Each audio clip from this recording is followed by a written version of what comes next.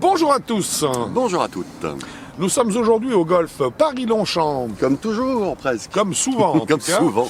pour tester un nouveau driver de chez Callaway. Vous l'avez deviné, évidemment, il s'agit d'un driver de la gamme iSmoke. Le paradigme, Paradigme iSmoke. Et en l'occurrence, aujourd'hui, c'est le max. c'est le max. Donc, en fait, un monstre de tolérance tel qu'il nous est proposé. Nous allons, mon cher Quentin, tester ce club immédiatement Avec plaisir. et vous dire dans quelques instants tout ce que nous en pensons. À tout de À suite. tout de suite.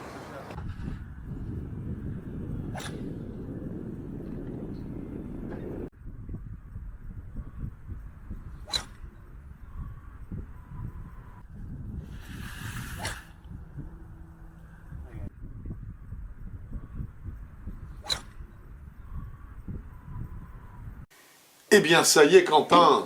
Encore un autre. Hein, ben oui. Hein. Encore un club testé. Ben oui. Donc, ce driver Callaway Paradigme iSmoke Max. Hein, Non, rallonge. Hein. ben, il est dans la boîte, ça y est. Ouais. Hein, on l'a testé, on l'a tapé, on a fait plein de coups dans tous les sens. Ou en tout cas, on a essayé. Et on va vous en parler maintenant, bien sûr, dans le détail. Nous avons donc sur ce modèle Max, on va l'appeler le Smoke, hein, tout simplement, ou le iSmoke, Smoke Max, ça va être très bien. Le Smoke Max a un volume de 460 cm3, donc là on est au maximum autorisé. Il existe en 3 lofts qui sont 9. 10,5 et 12 et des lofts réglables. Alors réglables en plus, ajustables en plus. Hein. Donc on doit avoir une amplitude de degrés, c'est ça? 1,5 je crois. 1,5 dans chaque Pas sûr. sens, hein, très bien. Il existe en droitier gaucher. Et il existe en droitier et gaucher, c'est tous les ça. lofts, tout, voilà. Donc Hein, les tous les gauchers. modèles. Donc les gauchers, pour une fois, vous n'êtes pas oubliés. Je Voilà. rapproche un petit peu nos notes parce qu'il y en a pas mal. On a une nouvelle face qui a été conçue par l'intelligence artificielle qui s'appelle la Smart Face avec des micro-déflexions Oui, c'est ce qui se dit. pour plus de sweet spot pour les coups décentrés. Voilà. Alors ça veut dire qu'on peut la prendre n'importe où dans le club, on est dans le sweet spot. Normalement, c'est ça. D'accord. Voilà. Nous avons un châssis en carbone, hein, donc un châssis à 360 degrés qui a été repensé pour favoriser une meilleure répartition des masses. Alors Parce ça veut que dire... justement, ce châssis en carbone est 15% moins lourd, ou plus léger que son prédécesseur. Oui. Donc ils ont pu réutiliser cette masse et la mettre à différents endroits pour en améliorer la tolérance. C'est bien, si on diminue encore la masse du carbone, ça va nous donner vraiment des clubs qui auront Une masse assez légère. voilà, qui auront très très peu de Ce sera matière du en light. fait, ça sera assez amusant. Donc nous avons vu ça effectivement, nous avons la structure de soutien interne, alors ça c'est intéressant aussi parce que c'est un élément qu'il faut relever. Le club est fourni avec une structure interne qui a été rajoutée, qui est une structure de soutien et qui elle est en... Titane. Eh oui, et non Alors, pas en... carbone. Eh oui, hein, parce que sinon, bah, en fait, on a un effet de godille sur le corps du club en carbone, donc de châssis, bah, qui fait que le club devient complètement, entre Instable. guillemets, voilà, complètement aléatoire et désagréable en termes de contact avec la balle, de toucher ou de feedback. À noter pour finir la partie architecturale que nous avons un poids arrière ajustable. Alors c'est en fait celui qui va vous permettre de définir si vous Draw voulez ou jouer fade. fade ou draw. Voilà, c'est sur une petite molette, donc ça se règle à peu près comme vous. Voilà, c'est assez étonnant. Je dirais que intellectuellement le principe est étonnant puisqu'en fait on décide de faire des effets volontaires avec le réglage de cette petite masselotte, oui, alors qu'on est sur un club qui gomme tous les effets en fait et qui offre une entre tolérance, guillemets des trajectoires de balle qui sont supposées être les mêmes quelle que soit la zone de frappe dans la balle, ce qui normalement se traduit par des fades ou des draws. Bah là non, donc c'est assez ambigu. Hein. Voilà, ambigu est le terme. Et le terme. Nous allons commencer maintenant le verdict en soi et nous allons commencer par la qualité des matériaux. Qu'est-ce que tu en as pensé, mon cher Quentin, sachant que donc on a un point à récupérer sur la qualité des matériaux et un point Pour l'innovation. sur les innovations. Alors, personnellement, je trouve le club très beau. Et magnifique, tout est bien ficelé, il n'y a pas un morceau, pas une arête qui dépasse. Ce club est très bien fini, il est peaufiné, je trouve très très beau et très très bien fini, et les matériaux s'ajustent à la perfection. Donc Oui, là-dessus, très, moi très j'ai bien aucun fait. problème Oui. là-dessus. Non, non, là, on sent qu'en production, Callaway maîtrise parfaitement son sujet. Hein.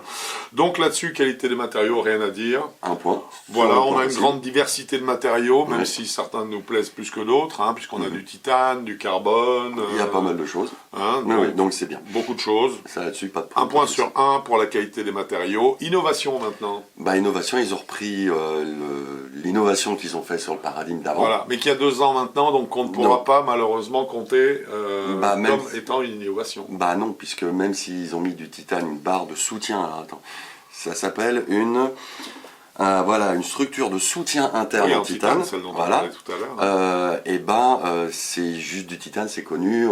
Faut faire le lien entre la face et l'arrière du club. Donc non, un point simplement, donc un point sur les 2 possibles concernant qualité des matériaux et innovation. Nous attaquons maintenant les qualités statiques de ce driver iSmoke Max. Et mon cher Quentin, je t'écoute. Qu'est-ce que tu as pensé de la façon à laquelle ce club reposait? Alors, il a l'air de bien reposer, mais pas tout à fait. Ah. Quand on le voit de face, on a l'impression, quand tu es joueur, tu as l'impression que la face est très légèrement ouverte.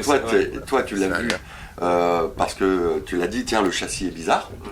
Et moi, j'ai eu cette impression-là parce que sur la partie haute du club, la couronne, il y a un liseré qui est très joli, mais qui donne l'impression que la face de club s'enfuit vers la droite, pour un droitier bien sûr. Donc ça donne vraiment cette impression d'open face, oui, absolument, qui fait assez bizarre. Bon, par contre, l'ajustement de pied est parfait.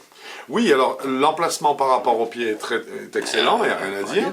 Le club repose en soi très bien, puisque c'est très à plat, il n'y a pas de... Voilà, mais par contre, il y a un antagonisme complet entre l'axe du châssis, qui, qu'on le veuille ou non, là c'est clair, la tête de club dans sa globalité est orientée à droite de la cible. Et donc on se dit visuellement, oulala, mais comment est-ce que je compense ça, hein? Et en fait, si on regarde de plus près, la face de club n'est pas ouverte à droite comme le châssis l'est.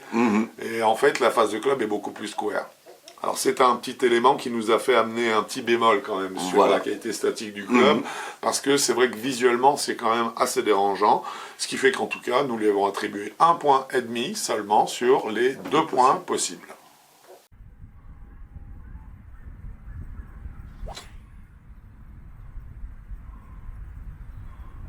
Voici venu le temps des stocks options. Des stocks options. Stock shaft, stock grip. Oui.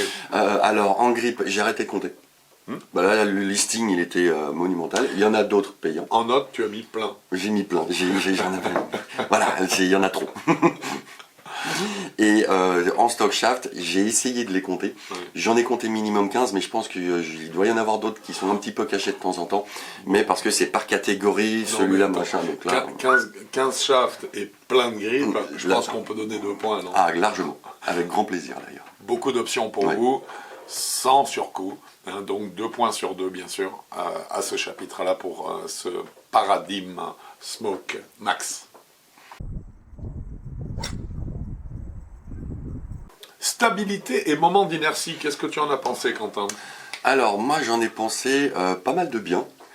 Parce que là, je pense que le morceau de titane doit fonctionner pour stabiliser un petit peu toute cette masse de... Enfin, c'est pas toute cette masse, manque de masse liée au carbone. Voilà. Donc, ça doit agir. Donc, il y a une stabilité. Par contre, faut vraiment faire attention au choix du shaft. Parce que moi, j'ai senti le shaft vibrer quand je décentrais. Là, on est effectivement sur un problème de shaft. Pour moi, c'est plus un problème de shaft, alors qu'il était super agréable. Oui, puis c'était le shaft recommandé. C'était le shaft recommandé, mais bon, il y en a d'autres, donc ça, il n'y a pas de souci. Mais c'est vrai qu'à part ce défaut de shaft, pas de moment d'inertie, c'est vrai qu'on sent qu'il y a une certaine solidité dans la phase de club, même quand on décentre un petit peu. Donc c'est pas mal. Ça bouge on sent qu'il y a une correction de trajectoire de balle aussi, qui est très marquée. Hein. Donc ça veut dire que le moment d'inertie est important sur ce club, c'est sûr. Ça lui donne une très grande stabilité à cette tête de club à l'impact, hein, notamment. Donc forcément sur les 2 points, on a décidé de les lui attribuer. Hein.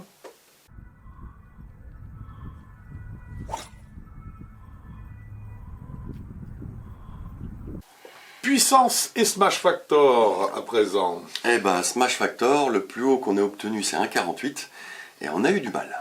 Oui, alors c'est certes.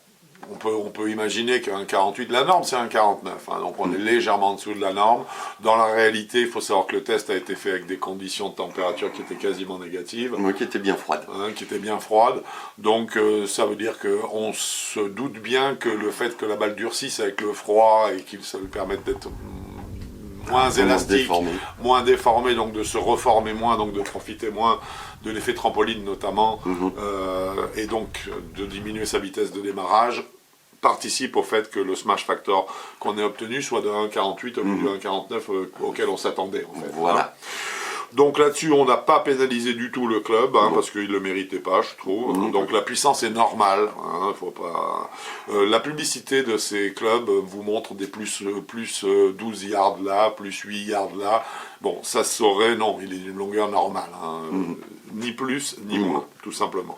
Donc 2 points, bien sûr, sur 2, en tout cas. Pour le smash factor. Pour le smash factor et la puissance.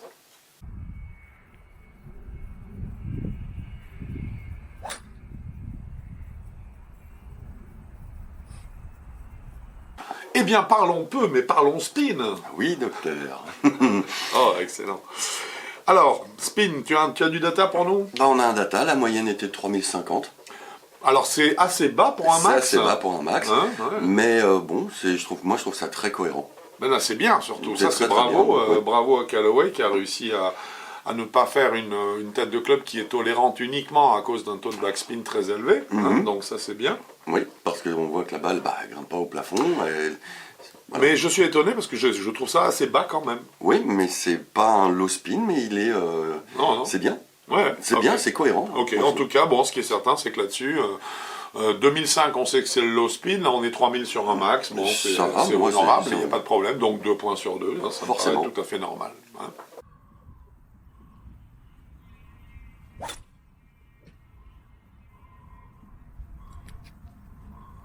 Nous abordons maintenant la question des trajectoires de balles. Oui, alors... Tu as des chiffres à nous donner? Oui, 15 degrés 5 d'angle de décollage et 30 mètres au niveau de l'apex. Donc là-dessus, typiquement dans un angle de décollage de max. Hein. On est parfaitement dans le max. Ouais. Là-dessus, j'ai rien à reprocher. Les trajectoires sont bien. Mais enfin, ça avance bien. Elles sont en soi, elles sont en soi, elles sont bien. Elles sont bien, elles sont pas trop en cloche, pas trop élevées. Elles peuvent être hautes parce que la canne est légère, on en parlera plus tard en sensation. Voilà, exactement. Mais par contre, le data là est très bon. 15,5, 30 mètres, c'est même assez étonnant. On aurait pu imaginer. Non, c'est vrai. On aurait pu imaginer plus. Franchement, un max 35 mètres, c'est même pas peur. Hein. Non. Hein. Donc, trajectoire bien. Rien à dire, ce qui fait que forcément, sur les 2 points possibles, eh bien, ce driver AI Smoke Max les prend.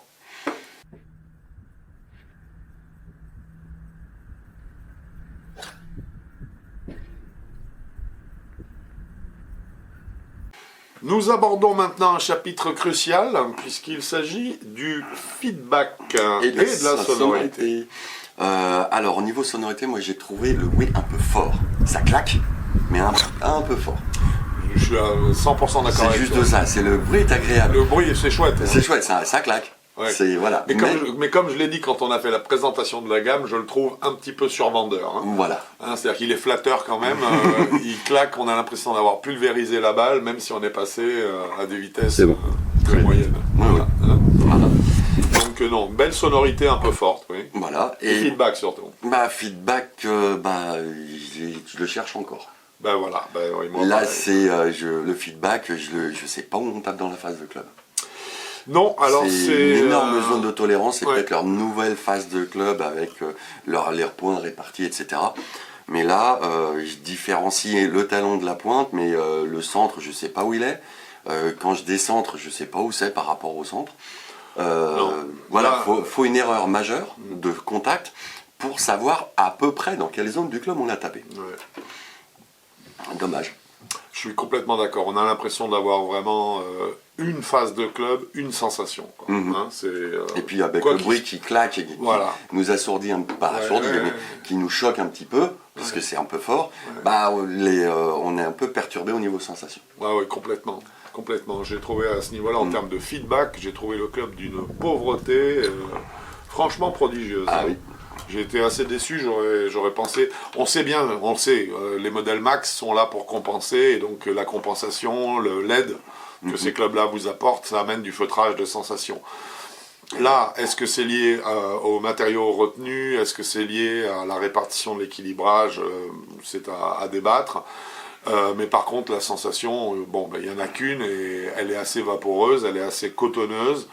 Je n'ai pas du tout eu la sensation du poids de la balle dans le club, comment elle s'éjecte vite et voilà, bien. de son écrasement et de sa façon de réagir. Là, on le sent pas. Hein. C'est vraiment dans un nuage, c'est du coton, hein, au niveau du feedback. C'est claqué. Voilà, ça a fait du bruit, ça claque, ça vole, ça c'est clair. Ça reste à peu près en place. Hein, mais par contre, feedback, non. Donc là, nous avons décidé d'un commun accord de lui attribuer tout de même, 1 point sur 2 en termes de feedback, parce que aussi, la sonorité est pas mal, hein, elle est bonne. Assez étonnante à partir de matériaux si pauvres. Hein. Et nous allons aborder maintenant un chapitre essentiel, celui que nous préférons, qui est celui de nos sensations. Donc 1 point sur 2 sur le feedback, nous l'avons dit, c'est fait. Les sensations sur 4 points cette fois-ci, mon cher Quentin. Alors là, au niveau sensations, c'est un club qui est facile à jouer. Alors ça, indéniablement, oui. Il est très facile à jouer, mais par contre, il est tellement léger que reproduire d'affilée plusieurs fois le même swing pour reproduire des trajectoires, ou avoir une cohérence dans les trajectoires, même si la trajectoire ça part bien, hein, mais c'est tellement léger que c'est plus un club qui va nous aider à faire notre swing. On n'a plus une sensation de poids qu'on va diriger, qu'on va aiguiller. Là, c'est j'ai quoi dans les mains, et puis surtout, qu'est-ce que je vais lui faire sur chaque swing, parce que chaque swing risque d'être différent, puisque j'ai aucune aide. Oui, alors moi, derrière, les trajectoires... dès qu'on en sort une belle, on la voit, elle est splendide. Mais alors, de temps en temps, on s'est retrouvé avec des trucs un peu bizarres. Ce que j'ai noté, ce sont les miennes sensations, c'est qu'en fait, le club, de par son équilibrage, alors c'est une faute, on n'a pas eu l'occasion, parce que c'était difficile, de peser la tête de club, il aurait fallu qu'on la pèse. Une tête de driver, normalement, ça pèse 200 grammes, mais c'est pas que ça pèse une fois 200, puis un autre en fait une à 220 ou à 170 grammes, non. Tous les fabricants font des têtes de club, de driver, qui sont à 200 grammes, parce que c'est la masse qu'on arrive le mieux à mettre en mouvement de façon rapide et performante autour du corps. C'est la masse qui convient pour envoyer le plus loin, en fonction des paramètres définis par Saint-Andrews. Mais cette masse, si le poids de tête est bien de 200 grammes, ça veut dire que la répartition des masses à l'intérieur de ça est un peu bizarre. Est très étrange, parce qu'on a l'impression d'une légèreté qui, pour moi, se traduit d'un point de vue, mécanique dans le swing, cette fois-ci, par un type de faute, qui sont toutes les fautes qui concernent l'angle d'attaque. C'est-à-dire que la légèreté de la tête de club semble telle qu'en fait, il est très difficile d'avoir un chemin de retour qui soit régulier pour venir imposer un angle d'attaque remontant, ce qui, ça vous le savez sûrement, est la base du driving. La balle doit être prise en remontant et non pas en descendant, comme c'est le cas avec un fer. Je trouvais que l'équilibrage de cette tête de club incitait énormément le joueur à revenir très directement, parce que pas de masse, pas de poids, donc de revenir très directement sur la balle, ce qui crée toutes les fautes d'angle d'attaque qui se traduisent, pour les plus extrêmes, par des chandelles. Et si on fait bien le compte, en dehors des coups en chandelle qui nous est arrivé de produire pendant notre séance, alors c'était pas des vraies chandelles, mais c'était des balles. Mais seulement, voilà, il y avait celles qui n'étaient pas des vraies chandelles, parce qu'on fait plus de chandelles. Voilà. Mais par contre, combien ont été prises dans la partie supérieure vraiment de la phase de club, où on a senti que la balle elle partait dans les nuages et on pouvait rien y faire parce que c'était bien... C'était super léger. Voilà, bien trop léger pour qu'on puisse avoir une maîtrise de l'angle d'attaque cohérente et surtout répétitive. Voilà. C'est tellement léger. Un club doit avoir un certain poids pour nous aider à guider. Oui, c'est ça. On guide un poids, on lui donne un sens. Ça. Et s'il n'y a pas de masse, là d'un seul coup, on ne sait pas comment faire. Absolument. Alors, donc voilà. Pour en revenir donc à ce chapitre des sensations, du coup, nous n'avons pas pu lui attribuer plus que 2 points sur les 4 possibles. Hein. Et tout ça, bien sûr, nous a donné une notation globale pour le club, mon cher Quentin. De 15,5 sur 20. Voilà, 15,5 sur 20. C'est ce que vaut la canne. Pour moi, il n'y a pas de doute, en tout cas. Et on en revient quand même quelque part. Je suis désolé d'insister et d'enfoncer le clou. on en revient quand même à ce que nous essayons beaucoup de transmettre comme information, c'est que le carbone n'est pas le matériau idéal. Le plus adéquat, le plus idéal, le plus résistant. Exactement, pour créer des masses qui peuvent être utilisées correctement pour envoyer une balle au golf. Voilà.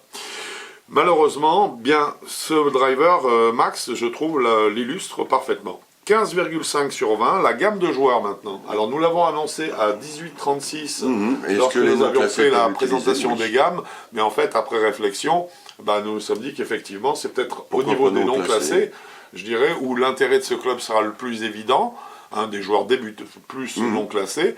Pourquoi? Parce qu'il met très facilement la balle en l'air. Oui, donc très agréable et puis surtout facile à jouer. Voilà, exactement. Mais après, création de trajectoire, là... C'est beaucoup plus dur. Là, c'est pour ça, pas en dessous de 18. Domaine. Exactement, pas en dessous de 18, mais par contre, sur la gamme supérieure, je pense qu'on peut, contrairement à ce que nous avions dit donc, dans la présentation, on peut la pousser jusqu'à non classé. Ouais. Un tarif pour ce driver? Oui, 649 €. 649 €. Prix catalogue. C'est très bien. Mon cher Quentin, cette vidéo est dorénavant terminée et nous espérons qu'elle vous a plu. Oui, on espère. Toi et moi, on se retrouve bientôt sur un parcours de golf. Ah, dès qu'il fait beau. Dès qu'il fait beau. Avec plaisir. Mais il fait beau. Bon, je ne me sens pas motivé, on va se retrouver plutôt sur avigolf.com. Je pense aussi. Ok. Bon golf à vous. Au revoir.